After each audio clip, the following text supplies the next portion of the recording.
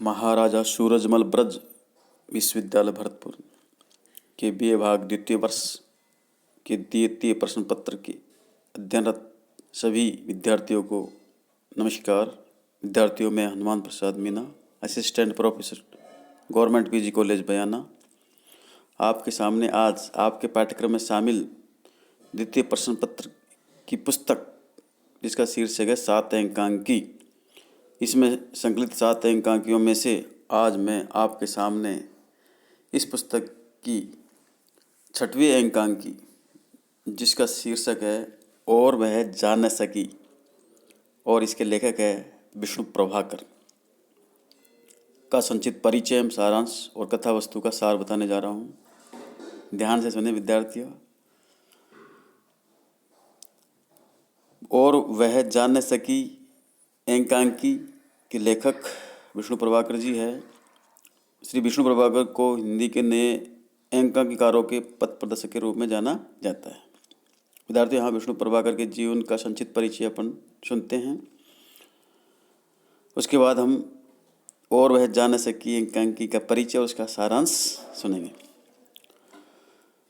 Vishnu Prabhakar Freud की मनोविश्लेषण पद्धति से प्रभावित होने के कारण मनोवैज्ञानिक दृष्टि से उनके अंकांकी विशेष उल्लेखनीय हैं। इनमें चरित्र के अंतर्द्वंद का गहरा और बारीकी विश्लेषण किया गया है। श्री विष्णु प्रभाकर के पूर्ण लेखन में सामाजिक जीवन की सशक्त अभिव्यक्ति है।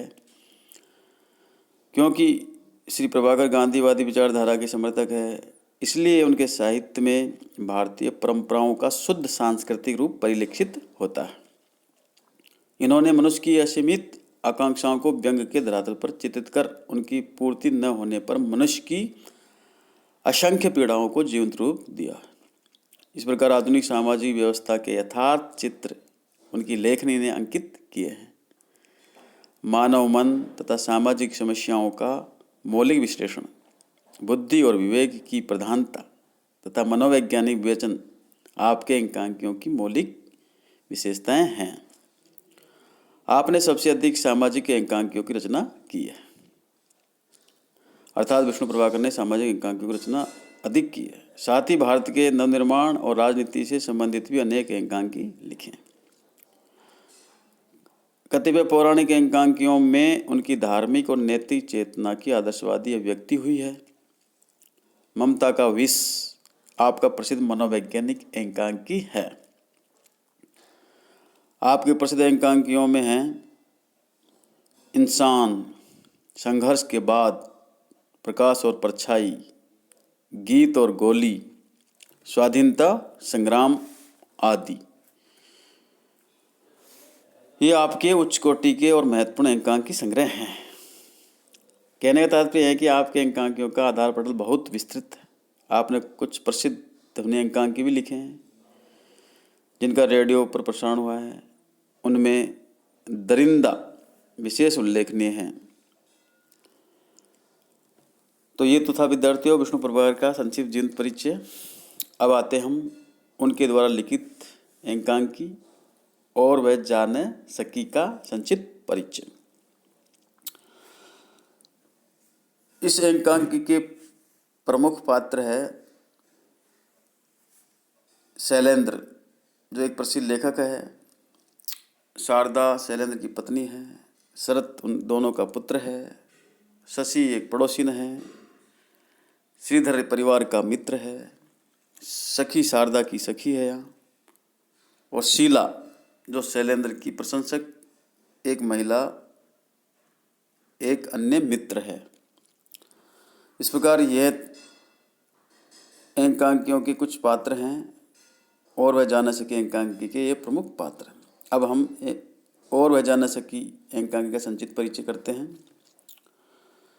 विष्णु प्रभाकर का यह अंकांकी घटना प्रधान है जिसमें कौतूहल तथा आकस्मिकता का पूरा पुट है।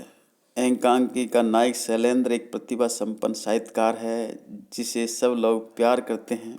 शैलेंद्र की प्रतिभा पर मुग्ध होकर शारदा उससे विवाह कर लेती है, पर वह पाती है कि शैलेंद्र के घर में आय के अनुपात में व्यय कहीं अधिक है। घर में संतुलन रखने के प्रयास में वह चिड़चिड़ी हो जाती है। अपने पति के सम्मान की रक्षा करने के लिए वह दूसरों से सहायता लेती है, पर किसी के सामने झुकती नहीं है। पति की प्रतिभा तथा आत्मसम्मान दोनों को संभालते संभालते वे लड़ाकू हो जाती है। इसी बीच शीला नामक एक महिला शैलेंद्र पर आसक्त हो जाती है, किंतु शैलेंद्र शारदा की कीमत पर शीला को अंगीकार नहीं कर पाता। नाटक रंगमंच के अनुकूल है, एकांकी रंगमंच के अनुकूल है और इस एकांकी संवाद बहुत ही चुस्त है। ये तो था विद्यार्थियों और वह जान सके एकांकी का परिचय। अब यहाँ पर हम सुनते हैं इस एकांकी की कथा वस्तु, संक्षिप्त कथा वस्तु या कथा वस्तु का सार, कथानक भी जिसे अपन कहते हैं, जो आप ध्यान से सुने। शरद शैलेंद्र का वह शारदा का बेटा है। वह अपने पिता शैलेंद्र को बताता है कि अम्मा की उंगली पर फुंसी निकल आई है और डॉक्टर ने कहा है कि अम्मा की उंगली कटेगी। इसी दौरान शारदा आती है और शैलेंद्र को दूध का गिलास देती है और यह भी बताती है कि घर में आटा नहीं है। शैलेंद्र ठिठोली पर उतर आता है। तब शारदा शैलेंद्र को स्पष्ट कह देती है कि यदि भोजन करना है तो शैलेंद्र को आटा लाना ही होगा। यही नहीं, उसे स्वप्नदर्शी न होकर यथार्थ परक बनकर कोई काम करना होगा और अपने परिवार के लिए कमाना होगा। शारदा आवेश में आकर शैलेंद्र को यहाँ तक कह देती है कि वह निकम्मा हो गया है। इस समय शरद अपने गिलास के दूध को फैला बैठता है। पहले तो शारदा उस पर खूब गुस्सा होती है, परंतु बाद में वह शरद को अपने हिस्से का दूध का गिलास दे देती है। शारदा शरद से कहती है कि उसे शशि के घर जाना है, जो कि उसकी पड़ोसन है, क्योंकि घर में न तो आटा है और न ही भोजन बनाने हेतु अन्य कोई व्यवस्था। शारदा शरद से कहती है घर पर मेहमान आने वाले हैं और यह भिखारी को देने के लायक मुट्ठी भर आटा तक नहीं है। इसी बीच में शैलेंद्र कमरे के अंदर लेटे लेटे पानी लाने को कहता है। शारदा कह देती है कि शरद तो पड़ोस में गया है। आखिर शारदा ही शैलेंद्र को पानी देकर आती है। शैलेंद्र शशि के घर से बिना आटा लिए लौट आता है। वह शारदा को कहता है कि चाची ने आटा देने से मना कर दिया। शारदा शरद से पूछती है कि आखिर शशि ने उससे क्या कहा। तब शरद कहता है कि चाची ने कहा है कि हर तीसरे दिन आटा मांगने चले आते हैं, यहाँ से इन्हें आटा दें। शारदा शरद पर बिगड़ उठती है और कहती है कि वह शशि को जवाब देकर क्यों नहीं आया कि यदि आटा ले जाते हैं तो वापस भी कर जाते हैं। शारदा सोचती है कि शशि के भाव बढ़ गए हैं। यदि वह उसे आटा लाती है तो वापस भी कर देती है। यदि वह उससे कुछ मांग लेती है तो क्या उसने उसे भिखमंगा ही समझ लिया। तभी शशि शरद को पुकारते हुए शारदा के घर आ जाती है। शारदा उसे भला बुरा कहती है और कहती है कि उसे ताने मारने की कोई आवश्यकता नहीं है। तू मेरे पति को निकम्मा कहे, इतनी तेरी मजाल, क्या तू उन्हें खिला रही है? उन्हें तो दुनिया पूजती है और लोग उनसे सलाह लेने आते हैं। शारदा ये भी कहती है कि उसमें तेरा कोई कसूर नहीं है, ये तो सब पैसे की माया है। पैसे आने पर आदमी का अभिमान फूलने लगता है, परंतु इंसानियत सिसकती रह जाती है। शशि उससे कहती है कि उसने तो उनके भले के लिए ही कहा था। उधर शैलेंद्र अपने मित्रों के साथ बातचीत करने में मशगूल रहता है। शशि शारदा के घर आटा छोड़ जाती है।